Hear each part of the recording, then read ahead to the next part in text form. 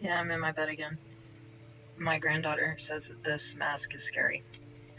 And actually, this mask is like my connection to the Queen of New Orleans. All right. So, not to mention a lot of other things. It's also representative of Anunnaki, the experiments, many things. Like when the energy starts to come through, I feel drawn to it, right? It also connects me with some past experiences I had as a child with adults doing inappropriate behavior. But the thing is I would put the mask on, and she would be like, "Oh, that's scary. That's a scary mask." I'm like, "Even on grandma? Even on grandma, it's scary." She's like, "Yeah, that's a scary mask." Well, her parents informed me that she has started watching movies, not movies, but like kids scary things. I don't think she's watching things like Goosebumps, which is what I grew up with, but like something kind of similar to that, like more on the younger side. Because she is only 2. She'll be 3 in October. She's a Libra. She's not a Scorpio, even though she does have a lot of Scorpio characteristics. But she's very interested in it, and some of that is because of me and her mom and her dad. Her dad's, into it too. But I've always been a huge Halloween fan. That's probably one of my, besides my birthday, my favorite holiday. Just because, I don't know, it's just always been a thing for me. I'm a Capricorn, so I like things. I like the dark side as well. And I'm also a Tiger. Tigers are really into fall time. That's my Chinese horoscope. Um, but I think that they were telling me recently, this last time we spent time together, that she was watching these scary shows, scary for her age, and that she really likes them. She watches them before she falls asleep. And I was like, she gets night terrors when she comes and visits me and she sleeps with me. She'll wake up and she'll be like in this trauma state, right? So I can't even tell you. My connection to it is many things, but um, I feel like some of it's probably other lifelines, other experiences. She's highly aware. I would say kids nowadays are very in tune. Um, she picks up on energy very quick, and she's very affected by it. Like because I go through it and I can see it in her, and I see the similarities. And it's like when I was a kid, I experienced all this shit, and it's not easy when you don't have a way to express it. But she started being drawn towards this stuff, and I was like, well, that's good. That's good because she's facing her fears. Um, Last year she was Saw for Halloween, and she was riding on a little tricycle. She looked so cute. She got so many, like people saying that she was adorable. Of course, I thought she was a boy because why would a girl be dressed up like that?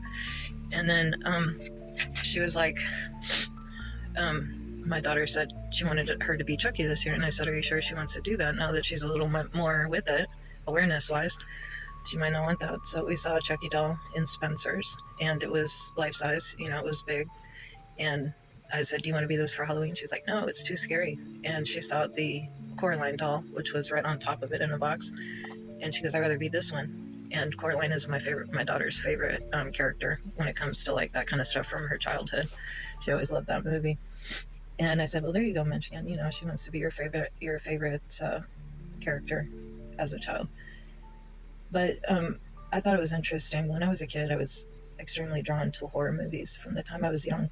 In fact, I saw Halloween when I was like, shoot, how old was I? I was about, I think when it came out, I was like 6 or 7.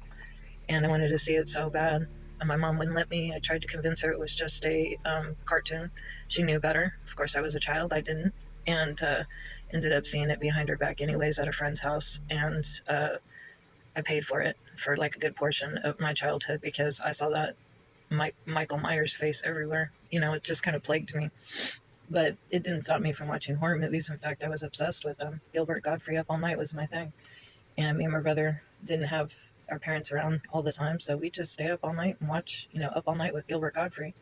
And we'd watch these spaghetti western style horror movies. And then, of course, my dad was into all that stuff too. He was into the artsy kind of form of horror. And we were exposed with a lot of that stuff from the time we were very young. Anyways, point being, I always liked it. I don't feel like they make horror movies like they used to. In fact, every single horror movie that somebody has recommended to me is just, it's a waste of money, to be honest with you. People just don't know how to pull it off anymore like they used to. The storylines suck most of the time. and then at the end they want there to be some kind of spectacular like good versus evil thing. So it's just it's too lame. You know, it's too lame for me. It's like if you're gonna make a scary movie, make that shit good. You know, make it worth the impression of it. You know, bring out that energy that we have experienced on some level, so that we can face it and confront it, and just be like looking directly at that shit and being like, you are my fucking bitch. All right, so I'm gonna be like the horror movies that they have now and leave it on a light note. Um, you know, you're not actually my bitch. So I don't know how else to end it in a lighter way other than now it looks like I have horns. Look at that. Oh my god. It's like it left a demon impression. What's that about?